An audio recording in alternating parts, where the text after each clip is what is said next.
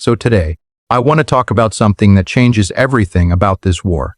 And I mean everything, because up until now, most people have been operating under a very specific assumption that Iran is fighting alone, isolated, surrounded, outmatched, caught off guard by the speed and scale of what's happened. That assumption is now completely outdated, completely wrong. Iran is no longer alone. Yemen has just entered this war, and not symbolically, not politically, not with statements of solidarity or diplomatic gestures. Militarily, the Houthi movement, which effectively controls the most strategic parts of Yemen, launched one of the largest attacks in their history. And this changes the entire geometry of the conflict. Let me explain why this matters so much. Yemen sits on one of the most important maritime choke points in the entire world, the Bab el-Mandeb Strait, that narrow passage between the Arabian Peninsula and the Horn of Africa, through which a massive portion of global trade flows every single day. Tankers carrying oil, container ships carrying manufactured goods, bulk carriers carrying food and raw materials. What the Houthis are now demonstrating is very simple. They can threaten to shut it down, not necessarily close it completely forever, but disrupt it enough that insurance rates skyrocket, shipping companies reroute, and global supply chains begin to crack. And if that happens, if that choke point is seriously disrupted at the same time that the Strait of Hormuz is under threat from Iran, then this war changes completely. Not gradually. Suddenly. This is the moment where the structure of the war shifts. And once you understand what Yemen's entry actually means, not emotionally, but structurally, you begin to see something much more dangerous taking shape. This is no longer just a regional conflict. This is the beginning of a multi-front pressure system that could reshape the entire outcome of this war. So let me give you some context about Yemen, because most people in the West, most people in America look at Yemen and think, a small, poor, broken country. It's been bombed for years. It's devastated. It has one of the worst humanitarian crises in the world. What can it possibly do to the most powerful military on earth? And that kind of thinking is exactly what has gotten America into this trap in the first place. Let me tell you what Yemen actually did. For 7 years, Saudi Arabia waged a genocidal war against Yemen. And this wasn't Saudi Arabia alone. The entire weight of Western support was behind that war. America was patrolling the Red Sea. America was providing intelligence, targeting assistance, and mid-air refueling for Saudi warplanes. America was helping create a food blockade and a medicine blockade around Yemen. There are credible reports from American military personnel themselves who say they stopped small boats trying to bring medicine into Yemen. They found medicine on those boats and they dumped it into the sea. Think about that for a moment. They took medicine meant for sick and dying people and threw it into the ocean. That is the level of strangulation Yemen was facing. And with all of that, Saudi Arabia's unlimited oil wealth, Western military support, 7 years of relentless bombing that destroyed hospitals, schools, markets, and water treatment facilities, Yemen did not fall. Yemen did not surrender. And what finally forced a ceasefire was not Yemen giving up. What forced the ceasefire was Yemen striking Saudi oil and gas installations so effectively, so precisely, and so painfully that Saudi Arabia simply could not continue. Yemen won that war. A small, poor, blockaded, starving country defeated Saudi Arabia and forced America to declare victory and walk away. That is who has just entered this war. And here's what you need to understand about Yemen today versus Yemen 7 years ago. Yemen has spent those years every single day developing its military capabilities, just like Iran spent 25 years preparing for this exact conflict. Just like Hezbollah spent years rebuilding after every Israeli attack, the West has a consistent pattern of underestimating these forces and then being shocked when they perform far beyond anything predicted. We saw it with Hezbollah. Everyone said Hezbollah is finished, degraded, no longer a major force. And now Hezbollah is striking harder than before. We saw it with Iran. The war was supposed to end in a day or two. Then they said a few days to destroy Iran's missile and drone capabilities.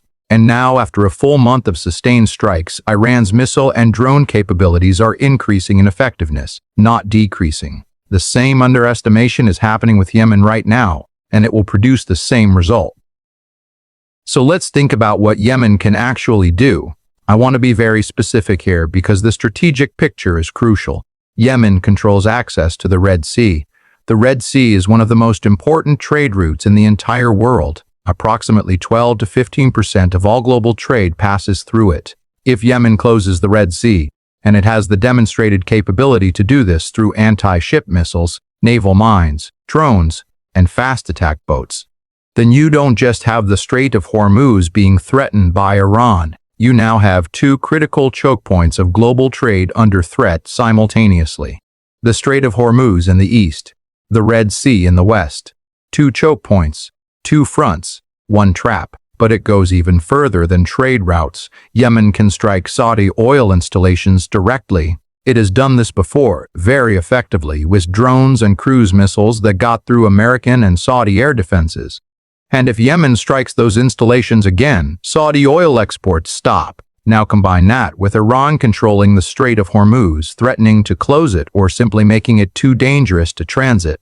And what you get is a scenario where the global oil supply is hit from multiple directions at the same time. We are already hearing from serious financial analysts that oil at $150 a barrel is possible if this continues. Some are saying $200. Think about what that means for the global economy. Think about what that means for America, an economy propped up by cheap energy and Gulf state investment. When energy is no longer cheap and Gulf states are no longer stable, that entire system comes under enormous stress. And then there's one more dimension to Yemen's role that almost nobody is discussing. Yemen could enter Saudi Arabia from the southwest. Yemen shares a long, porous border with Saudi Arabia. And Saudi Arabia, let me be very direct about this, cannot fight. 7 years of war against Yemen prove this conclusively. Despite its enormous wealth, despite its American weapons, despite complete air superiority, Saudi Arabia could not defeat a blockaded, starving country. Its military was humiliated repeatedly. Its cities were hit. Its economy was damaged. And now, with Iraqi resistance forces threatening from the north, with Iran threatening from the east across the Persian Gulf, and with Yemen threatening from the south, the entire Arabian Peninsula is in play. Think about this carefully, because it gets to the heart of what a multi-front trap means strategically. If America is fighting Iran in the Persian Gulf, and Yemen is threatening the Red Sea, and Iraq's resistance forces are striking American bases, which they already are doing on a near-daily basis, how many fronts can even the most powerful military in the world fight at the same time? Where does America send its interceptor missiles? It has a limited number. We already know this from public statements and from the math of previous conflicts. We've already discussed how a single Iranian ballistic missile is being targeted by 11 American interceptors, all of which have been missing according to multiple reports. Interceptors cost between $3 and $10 million each. Iran's missiles cost far less. Iran's drones cost around $50,000. Yemen's weapons are similarly cheap, and now you have Yemen firing from the west, Iran firing from the east, Iraqi resistance firing from the north. Every missile America fires at Yemen is a missile it cannot fire at Iran. Every interceptor used in the Red Sea is an interceptor missing from the Persian Gulf. Every dollar spent on multiple fronts accelerates the financial unsustainability of this entire war. This is the trap, and America walked right into it. Now I want to talk about something very important that most people are ignoring. What is actually happening on the battlefield right now? Beyond what the mainstream media is reporting, America has lost ground-based radar systems in the region. It is now much more reliant on airborne radar, what are called AWACS aircraft, surveillance planes that fly above the battlefield and provide radar coverage for all air operations. And one of these aircraft, an E-3 Sentry AWACS, was destroyed at an American base in Saudi Arabia. According to multiple open-source intelligence reports, these are extraordinarily expensive aircraft. America doesn't have many of them. They are indispensable for coordinating air operations, tracking enemy aircraft, managing the battle space, and one is gone. Also, aerial tanker aircraft, the KC-135s that refuel American fighter jets in midair, several have been destroyed or damaged. Why does this matter? Because American aircraft are maintaining a safe distance from Iranian air defenses. They cannot conduct sustained bombing campaigns without refueling in the air. Lose tanker aircraft and you lose the ability to sustain air campaigns at range. These are not small tactical losses. These are strategic losses that reduce American operational capacity in ways that cannot be quickly replaced. And here's the deeper problem. America's military-industrial complex is designed to produce very expensive weapon systems slowly over many years. It is not designed to rapidly replace losses in a real war. The F-35 took 26 years to develop. You cannot replace F-35s quickly. The Gerald Ford aircraft carrier cost $13 billion and took years to build. Iran, on the other hand, is producing drones in dispersed, decentralized factories across the country. You cannot destroy them all, and they cost $50,000 each. The mathematics of this exchange are devastating for America over time. And now Yemen adds another layer of drain on American resources and interceptor stockpiles. Let's address the ground troop question directly because this is being discussed seriously in strategic circles, and I want to give you an honest analysis. We know that thousands of American Marines are heading to the region. The Secretary of Defense has refused to rule out a ground invasion, and the United Arab Emirates has been making statements about claiming 3 Iranian islands in the Strait of Hormuz that Iran has controlled since 1971. So, is America planning a ground operation? And what would that actually mean? Let me give you the strategic reality. American ground forces could probably seize those islands initially. They could probably take certain coastal territory with overwhelming firepower. But here's the question. Nobody in American strategy seems to be asking seriously. What happens next? Iran has been planning for a ground invasion for 25 years. Not months. Not years, 25 years. They have underground military bases inside mountain ranges that America hasn't even located yet. The missile and drone strikes we've seen so far, as impressive as they've been, are coming from a specific group of underground bases near the coast. There are many other underground bases deeper inside Iranian territory, inside the Zagros Mountains, inside the al-Borz Mountains, that have not yet been activated. America is going to find out about those bases when its ground forces enter Iranian territory. And Iran has weapon systems, missiles, close-range defense systems, anti-armor weapons, and other capabilities specifically designed for exactly that scenario. This is not improvised. This has been planned for a generation. And consider the geography. Iran is 4 times the size of Iraq. It is mountainous. The Zagros Mountains in the west form a natural defensive wall. The al-Borz Mountains in the north protect Tehran. Difficult terrain everywhere. When America invaded Iraq the second time, Iraq was a broken country with an unpopular government. Its military had been degraded by years of sanctions and continuous no-fly zone enforcement. The terrain was flat desert, and America still needed hundreds of thousands of troops, heavy armor, and the cooperation of every country in the region to do it. Iran is nothing like Iraq. There is simply no comparison. But here's the most dangerous dimension of the ground troop scenario. If America sends ground forces into Iran, what stops Iran and the Iraqi resistance from moving their forces into Kuwait and Saudi Arabia simultaneously? What stops Yemen from entering Saudi Arabia from the south at the same time? If that happens, if Iran and Iraq push into Kuwait and northern Saudi Arabia, and Yemen pushes in from the southwest, American forces in the Gulf could be flanked. The bases they are operating from could be threatened. The countries hosting those bases could collapse into chaos. And then where does America retreat to?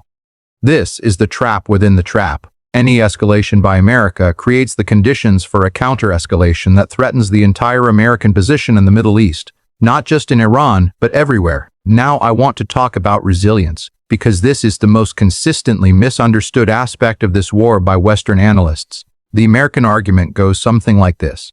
We are killing Iranian leaders. We are bombing Iranian economic targets. We are creating hardship for the Iranian civilian population. Eventually, the pressure will force a collapse. Eventually, they will break. This argument reveals a fundamental misunderstanding of what is actually happening inside Iran. Let me tell you what is happening on the streets of Tehran right now. There is heavy bombing, carpet bombing on some nights. And the response of the Iranian people is to come out onto the streets in the millions, waving flags, chanting, not in fear, not in despair, but in defiance. Women walking alone through Tehran at 1 in the morning. Gatherings in multiple neighborhoods simultaneously. People singing along to revolutionary music after a night of bombardment. This is not a population on the verge of collapse. This is a population that understands deeply and existentially that this is a war for their survival. And this resilience has roots that go far deeper than politics. When Iran temporarily had no supreme leader for a full week during the early stages of the conflict, the country did not descend into chaos. The armed forces kept fighting, the government kept functioning, the people kept taking to the streets. A civilization of 3,000 years does not collapse because its leader is targeted. It adapts, it continues, it absorbs the blow and fights back. We saw this throughout Persian history. Alexander came and conquered, but Persian civilization absorbed him. Rome fought for 300 years and never won. The Mongols conquered and became Persian themselves. Every time, Persian civilization absorbed the invader and continued. And Yemen has shown the same resilience. 7 years of genocidal war, a food and medicine blockade in Yemen did not break. It came out of that war stronger than it entered it. The same dynamic is at work now. Every bomb that falls on Iranian or Yemeni civilians does not weaken the resistance. It deepens it. It unifies it. It gives it more moral authority in the eyes of the world. And the world is watching. People across the world, including many in America itself, are rooting for Iran and Yemen in this war. This is extraordinary. This has never happened before in an American military conflict. Not in Vietnam, not in Iraq, not in Afghanistan. And it tells you everything about who is winning the narrative dimension of this war. Let me now connect all of this to the economic endgame, because this is where I believe the war will ultimately be decided. The Iranians understand something very clearly, and the Yemenis understand it too. Time is not on America's side. Every single minute that this war continues, the shortage of energy, of petrochemicals, of fertilizer grows. It does not grow linearly. It compounds. And there's a delay built into the global supply chain. Ships take weeks to reach their destinations. Commodities take more weeks to reach markets. That means the full economic pain of what is being created right now has not yet been felt. But it is coming. And when it arrives, it will arrive fast and hard. Think about what $200 oil means for ordinary Americans. Think about what fertilizer shortages mean for food prices globally. Think about what liquefied natural gas shortages mean for Europe heading into winter. Think about what all of this does to the political position of any American president or leader who has staked everything on economic performance, whose political scoreboard is the stock market and consumer confidence. The moment that scoreboard goes deep into the red because of an unpopular war that a majority of Americans oppose, the political will for this war collapses. And this is Iran's strategy. This is Yemen's strategy. They are not trying to defeat America militarily in a single decisive battle. They know that's impossible. They are making the cost of continuing this war economically and politically impossible to sustain. They are following a strategy as old as warfare itself: bleed the empire, make staying more expensive than leaving, and then wait for the empire to make the rational choice. Iran's demands when a settlement eventually comes will be firm. American military bases in the Gulf cannot continue to serve as platforms for attacking Iran. Iran's allies, Yemen, Lebanon, the Palestinian people, Iraq must be included in any settlement. The economic sanctions that have strangled Iran for decades must end permanently. These are not unreasonable demands from a civilization that has just survived an existential assault. They are the minimum conditions for a stable Middle East going forward. So let me give you the complete picture, the complete framework. Yemen entering this war is not just a military escalation. It is the closing of the strategic trap. Before Yemen entered, America faced one determined enemy controlling one critical choke point. Now it faces an axis from Iran to Iraq to Lebanon to Yemen that controls or threatens both critical choke points of global energy and trade simultaneously. That axis has escalation dominance at every level. That axis has the will, the unity, and the determination that America lacks in this conflict. That axis has been preparing for this exact scenario for years, in some cases for decades. America walked into this war with hubris, with the assumption that its military and economic power would be enough to force a quick surrender. It did not plan for Iran fighting back. It did not plan for Yemen entering. It did not plan for the economics of two close choke points. It did not plan for the political consequences of a war that the majority of its own population opposes. Every day this war continues, the trap tightens. Every missile fired, every interceptor used, every drone that gets through costs America more than it costs the other side. Every barrel of oil that does not flow through the Strait of Hormuz or the Red Sea increases the global economic pressure that will eventually force a political reckoning inside America. The question is not whether America will have to find an exit from this war. The question is, how much more will be destroyed before